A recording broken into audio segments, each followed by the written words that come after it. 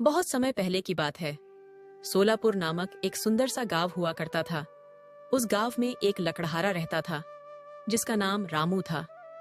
रामू बहुत ही ईमानदार और मेहनती था। वह हमेशा अपने काम से खुश रहता था। उसके पास ज्यादा पैसे नहीं थे, लेकिन वह अपनी जिंदगी से संतुष्ट था। रामू के परिवार में उसकी पत्नी और उसके 2 बच्चे थे।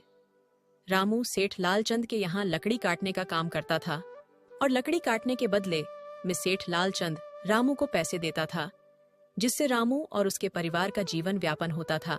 सुमन, मैं काम पर जा रहा हूँ। आज बहुत देर हो गई है, तो तुम बच्चों को स्कूल छोड़ आना।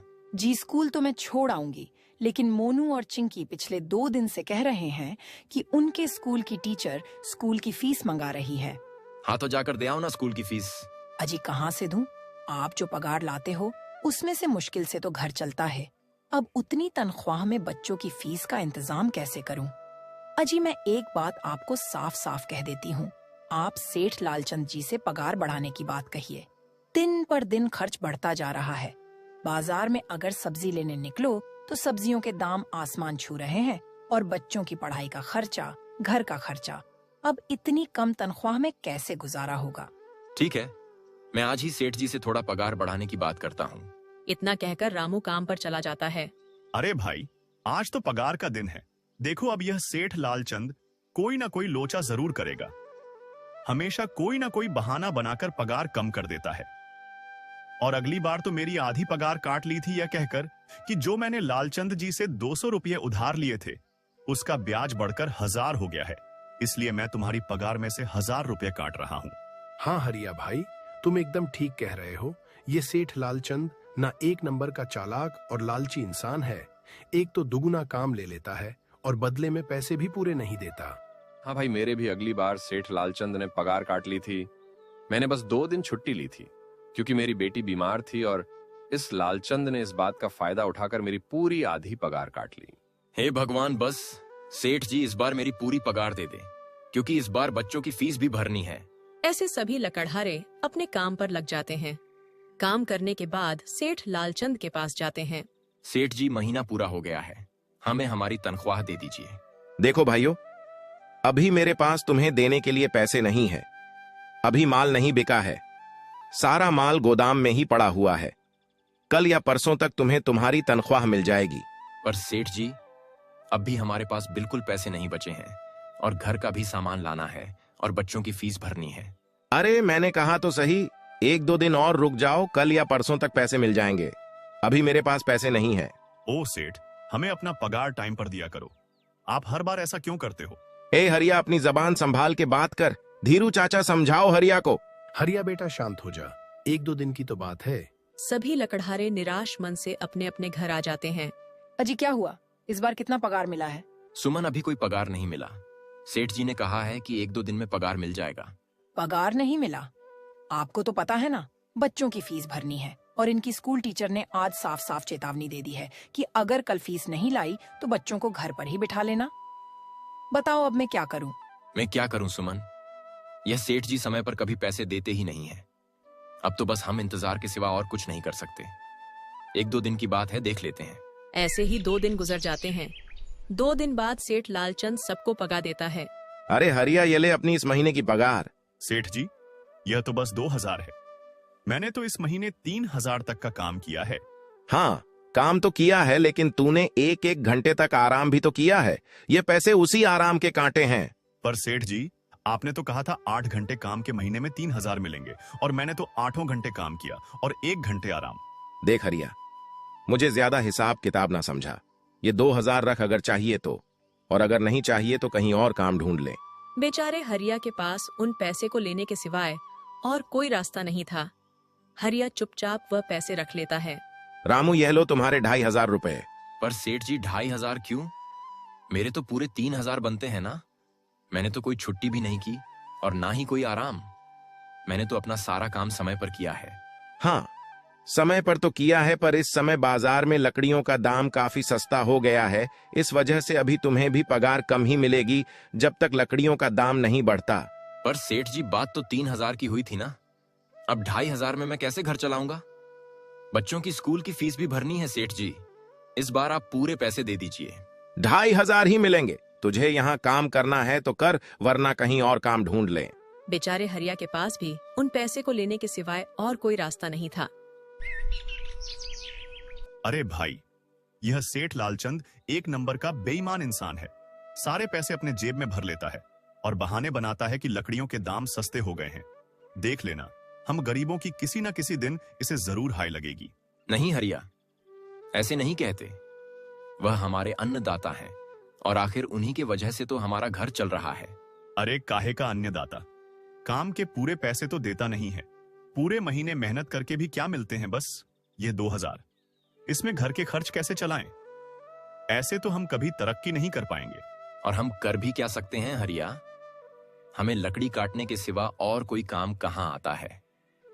और कोई काम खोलना भी चाहे तो उसके लिए हमारे पास इतने पैसे कहां हैं? अब जो भी हो, हमारा तो बस ये सेठ लालचंद ही सहारा है। कुछ देर बातें करने के बाद सारे अपने घर की ओर निकल पड़ते हैं। जी आ गए आप? कितना पगार मिला है? सुमन, इस बार सेठ जी ने बस 2,500 ही दिए हैं। बस 2,500? इतने में कैसे घर चलाएंगे? बच्चों की फीस में ही 1,000 रुपए निकल जाएंगे, फिर 1,500 में क्या करेंगे? अब मैं क्या कहूं सुमन, अब तुम्हें इसी में ही गुजारा करना होगा। तुम सबसे पहले बच्चों की फीस भर देना, इसके बाद बाकी का मैं देखता हूं। अजी आप क्या देख लोगे? सेठ जी से पूरे पैसे तो मांगे नहीं गए आपसे? नहीं सुमन, मैंने सेठ जी से पैसों के लिए कहा था, पर सेठ जी ने साफ इनकार कर दिया और कहा, यह लेना है तो लो, वरना कहीं और काम ढूंढ सकते हो। मैं सोच रहा हूं कि लकड़ी काटने के बाद मैं कहीं और भी काम ढूंढ लूं। सेठ जी के यहां से काम करने के बाद मैं दूसरी जगह पर काम किया करूंगा। इससे कुछ ज्यादा आमदनी हो जाएगी। आज ही मैं सेठ जी के यहां पर काम करने के बाद और भी जगह काम ढूंढने जाऊंगा। इतना कहकर रामू काम पर निकल जाता है और जैसा कि रामू ने कहा था, वह लालचंद के यहाँ काम करने के बाद काम की तलाश में निकल जाता है। रामू पूरे गांव में काम ढूंढता है, दुकानों दुकानों पर जाकर लोगों से काम मांगता है, मगर हर जगह रामू को केवल निराशा ही हाथ लगती है। अंत में थक हार कर रामू वापस जाने लगता है। तभी वह देखता है कि अचानक बहुत सारे भैंसों का झुंड उसकी तरफ दौड़े आ रहा है। ये देखकर रामू बहुत डर जाता है। वह इधर उधर देखता है तो उसे एक गुफा दिखती है और वह गुफा में जाकर छुप जाता है। जब भैंसों का झुंड वहां से निकल जाता है, तब रामू की जान में जान आती है।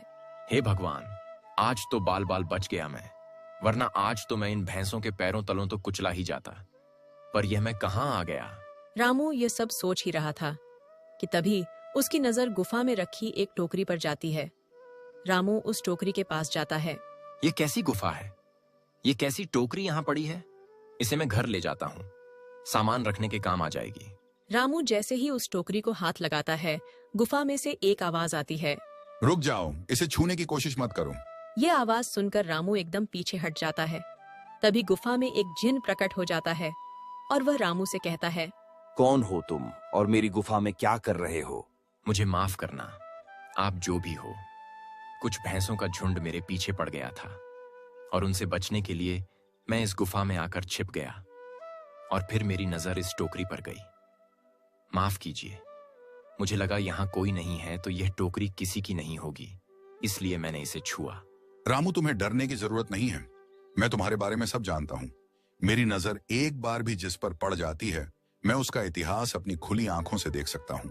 पर आप है कौन और आप इतने विचित्र क्यों दिखाई दे रहे हैं? आप अपना परिचय दीजिए, कौन है आप?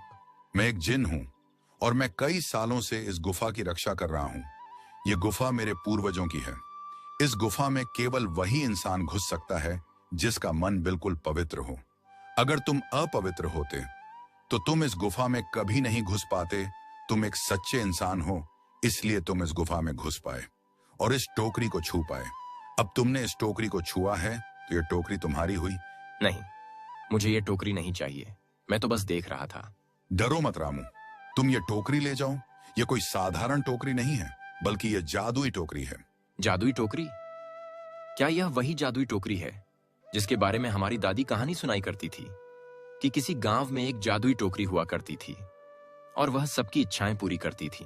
हाँ रामू, ये वही जादुई टोकरी है। अब तुम इस टोकरी के मालिक हो। तुम इसके इस्तेमाल से अपनी स्थिति सुधार सकते हो।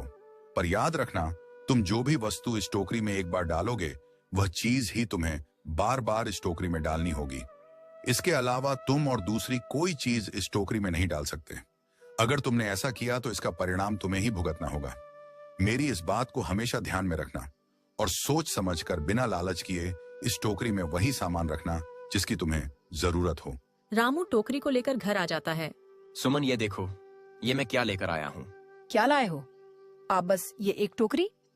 सबसे पहले ये बताइए, आप तो काम की तलाश में गए थे ना, तो कोई दूसरा काम मिला कि नहीं? नहीं। अरे सुमन, मेरी पूरी बात तो सुनो। ये कोई ऐसी वैसी टोकरी नहीं है, बल्कि यह एक जादुई टोकरी है। रामू सुमन को वह सारी घटना के बारे में बताता है जो उसके साथ हुई। अच्छा, तो आपका कहने का मतलब है कि इस टोकरी में हमें कोई ऐसी चीज डालनी होगी जिसकी हमें सबसे ज्यादा जरूरत हो।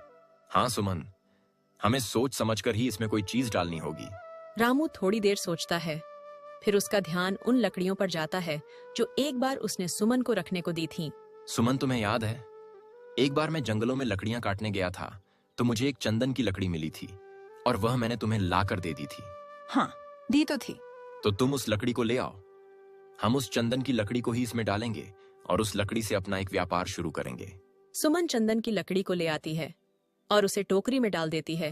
वह जैसे ही चंदन की लकड़ी को उस टोकरी में डालती है, उसमें कई सारी लकड़ियां आ जाती हैं। अरे वाह, ये तो चमत्कार ही हो गया।